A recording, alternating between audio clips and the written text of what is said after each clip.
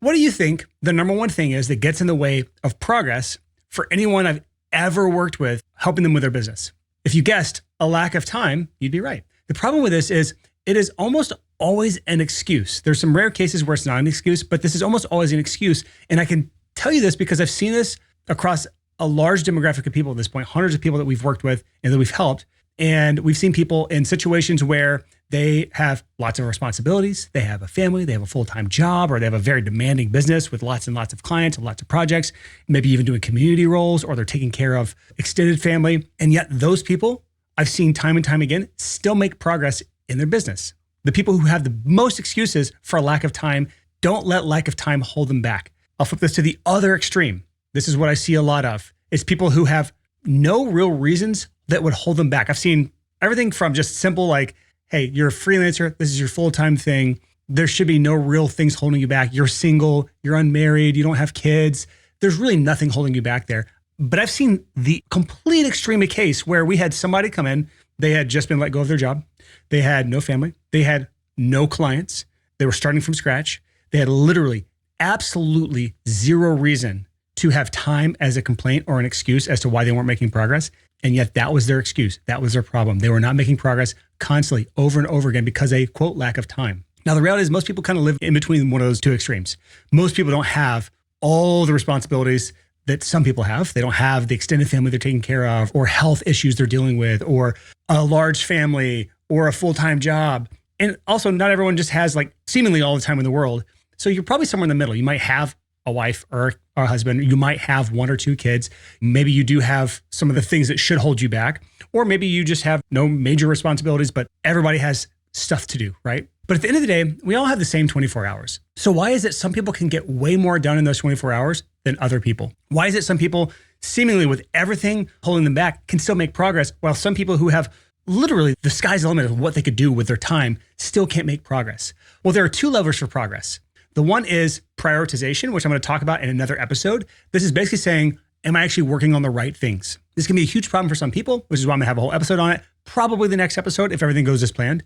But the other lever, and the thing I want to talk about in this episode, is just simply trade-offs, i.e., what are you willing to give up in the short term to gain what you want in the long term?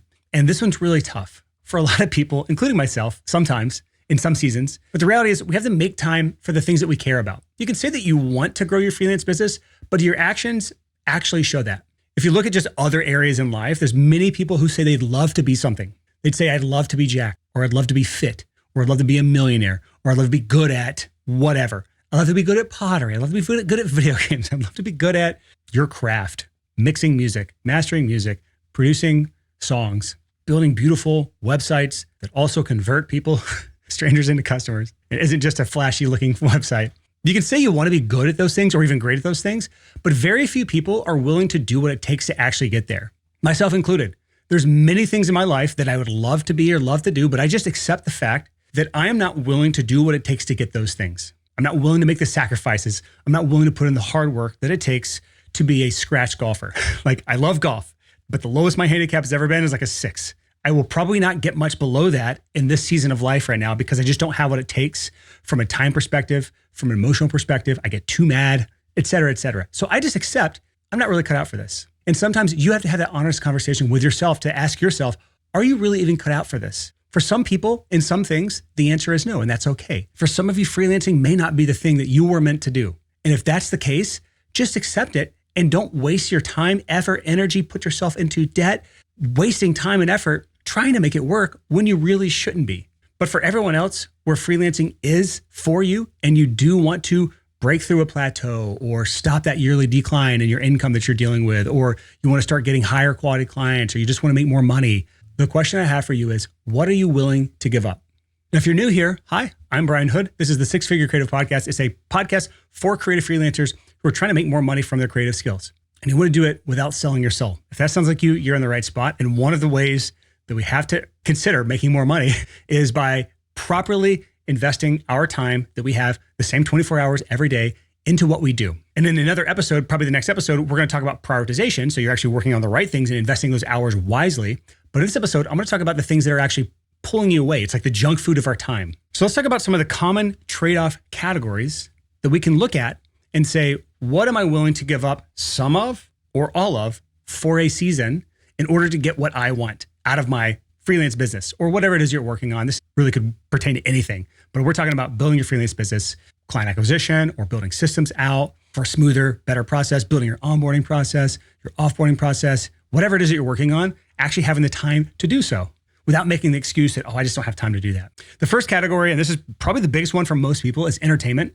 If you honestly add up the amount of hours you spend on Netflix, YouTube, TikTok, video games, Instagram, whatever social media app is your poison, it's a startling number. My personal vice is YouTube. I will spend hours on YouTube. That is my downtime. That's my lunchtime. I don't watch Netflix. I do play video games sometimes. That's another one that I'll do sometimes. And I'll talk about how I balance it later on. But these are things that if you look at the amount of sheer hours that you're spending on something, it'll surprise you. There's an app on your phone or a setting on your phone that shows screen time. You can look at your weekly app time on different apps, like your social media apps. And I've seen people that'll have 10, 15 hours a week or more on TikTok or Instagram. Myself, I've had that many hours on YouTube alone. And I know this because I have an app called Rescue Time installed on all my laptop and my desktop, but not my phone because it doesn't really work on your phone very well. You can use screen time for that. But it logs all the hours that I'm physically doing something in my computer, what browser I'm in, how long I'm on there. It logs that stuff for me completely passively and has been since 2014. I think over 10 years I have of data of it gives me a productivity score. It's a wonderful app. I highly recommend it. I'm not affiliated with them. I don't get a commission for it. I don't get anything. I just have been using it for over a decade as a way to keep myself in check when I'm getting too far off. But remember, we're not trying to cut out all of it. What I ask people to find is try to find 5 to 8 more hours per week. 10 tops is really all you need to work on your business, to do the things to build for the future. That's all we're really looking for here. 10 hours. Let's just say on the high end, 10 hours is what we're looking for. Between Netflix, YouTube, TikTok, or social media and video games alone, you can likely find those 10 hours. And you could probably do it without cutting out all of your use of all those things. And remember, this is just for a season. But that's just the first category here. That's just the entertainment category. The next one is social life. Now, this is where we get out of the junk food category and we start actually saying social life is actually a great thing, not just a good thing, a great thing. We should all have a social life as best we can. And as you get older, it can be more difficult. But for some people still, they have a very active social life. And this does take up a significant portion of their time. And there can be seasons for that where it makes sense and you're actually getting clients through your network. And I'm not saying any of this is bad, but I am saying this is maybe getting ahead of ourselves for the prioritization episode on hopefully the next episode, where is that the highest and best use of your time right now in this stage in your life? Even if networking is getting new clients, is that the main issue in your business right now? For some people, you have too many clients. That's a real issue. And you're trying to balance these things and your time needs to be spent. The little bit of time you can carve out through the things I'm talking about in this episode need to be spent, invested into building out systems, processes, automations, tools, structure, your CRM, anything you can do to buy back your time permanently. And while my social life is not the thing I'm going to cut out first, it's something to consider, especially for people with a more active social life. If you go to a lot of parties, happy hours, weekend events, things like that. And the side benefit of this is generally, if you have an active social life, it tends to be later in the evening. And if you cut out some of the social events, especially later at night things, which means you end up going to bed earlier, which means you end up waking up earlier. You can work in early hours before people start bothering you. And those are wonderful, what I call power hours. I'll talk about those later in the next episode. But these are really powerful hours that allow you to get a lot done without the weight of people bothering you. And for some of you, if you have a day job, this is before you actually go to work. For those of you who are full-time freelancers, this is before you actually start your creative work. But for many people, the social life can get in the way of that. And just remember, I am not saying to throw away your social life. I'm not saying to cut all of it out even. And I'm not saying cut it out forever, for sure. I'm saying, what are you willing to give up right now to fix the thing that's actually holding you back right now in your business, to make progress? The next area to look to are weekends. Now you have 10 to 20 really highly productive hours during the weekend that you can invest into your business. Now, I'm not saying that's necessary for everybody, and I don't do that. I don't work weekends. I don't work nights. I generally work 8 to 4, 9 to 5, sometimes 8 to 5 during the week, and that's all I do. And I just try to make sure those hours are as productive as possible so I don't have to work nights. I don't have to work early mornings. I don't have to work weekends. But if I am in a season where I'm constantly behind, or there's a major problem, or there's something I have to fix, weekends are there for me to work on those things. When I'm talking about, we're only looking for like 10 hours a week to work on your business, to start fixing some of the things that are wrong with your business fundamentally, especially the foundational things, especially for those of you who are struggling on the client acquisition side. 10 hours a week is not hard to find because you have it on the weekends for most people. Even if you have a day job, you can find 10 hours during the weekend. I've got 2 more that are a little more like left field, a little weirder, but they're things that do eat up a lot of your time that are worth thinking about. The first one is your comfort tasks. These are the things that are the easier tasks that feel productive. You probably even like doing or want to do because they feel like you're accomplishing stuff.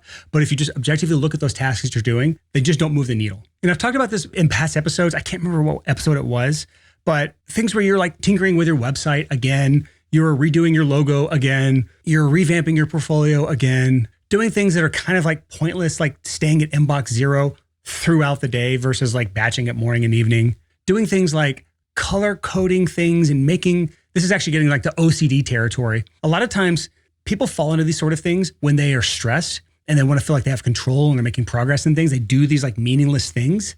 And if you're that type of person, this can eat up a lot of time. The second one of these like weird kind of categories to talk through is perfectionism. Very similar. You can feel like you are working on something very important. It could be your most important project. It could be the client you want to just wow the end result for. And you let perfectionism drag you through the project as slow as possible. And so you start polishing every detail, overanalyzing things. And usually what this ends up doing is making it worse. I know from my experience, at least, when I try to do perfection on something, probably about 20% past the point where it should be done is when it starts going backwards the other way. It's almost like an asymptote. If you're on YouTube, I can show you, but it's like a line that goes up rapidly and then starts to plateau at the very top. That's kind of like what creativity is when you're looking at creative progress on something. Trying to achieve perfection in creative work is not possible. The first amount of time we do something is making a ton of progress, but at a certain point, there's a diminishing return at the top. And there is a certain point where it is not worth another second of your time. And I actually think at a certain point, it starts declining because in music production, like your ears get tired in mixing or mastering, your creativity starts to wane. And so you start making bad decisions. In web design and graphic design, there's a lot of similar things in that world, although I don't have direct experience doing web design or brand design or copywriting or anything else of the other listeners on the show. But I'm sure you can relate where you just start making poor decisions. So not only does the extra time not yield much better results, it actually yields worse results. So you're spending time trying to perfect something that by very definition cannot be perfected. And then you're going beyond that and making it even worse. So knowing the point of when it's time to stop and call something as done is a huge part of saving time, gaining back time so that you can actually invest in the things that are really important in your business that you may not want to do. The non-comfort tasks, those tasks that you dread doing because you've gone this long without doing them.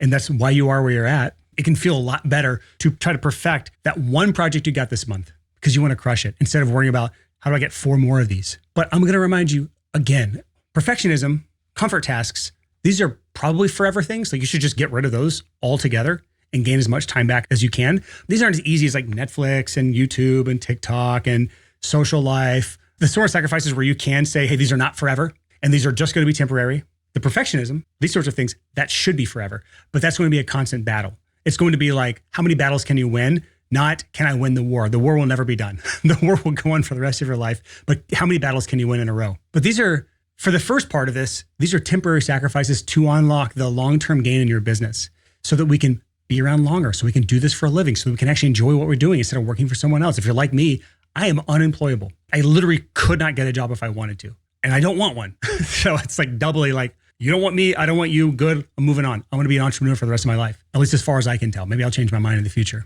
So I have to make this work. So if you're in the position where you have to make this work, what are you willing to give up? Because every time you say no to something that is trivial, something that is not helping your business, not pushing it forward, not helping the biggest problem in your business right now, which is the fact that you can't invest time into it to fix these problems. Every time you say no to those trivial things, you're saying yes to what you actually care about. You're saying yes to getting jacked, to getting shredded. You're saying yes to getting your golf handicap down to where you're finally a scratch golfer or a below par golfer. You're saying yes to being amazing at pottery, whatever hobby you're working on. And when you say no to something else, you're saying yes to something else. And many people, you have this thought that you can just endlessly say yes to every single thing in your life. And then you fail to realize every time you say yes, you're also saying no by default to something that really does matter. Again, we all have the same 24 hours. It is a currency. So every yes you say to something or someone that is not your priority, the thing that you actually want, you are saying no to your priority and the thing that you want. So don't just say you want to grow your freelance business, show it with your choices and ask yourself, what am I willing to cut out or reduce or pause for a season to make space for progress in my business, to give me what I want, or in your case, give you what you want. I encourage you, just at the end of this episode, sit in silence for a bit and just think about it, or play some drony ass music like techno. Anything with a droning beat and no vocals on it. So you can just like zone out and just think through, what are you willing to and need to cut out in your life right now in this season? That's all I got for you this episode. Shorter, but sweet. I'll see you on next week's episode, where I think I'll talk about part 2, the other lever here, which is prioritization. When you do have time, what should you actually be working on? That's all I got for you this week. I will see you on the 6 Figure Creative Podcast next week. Peace.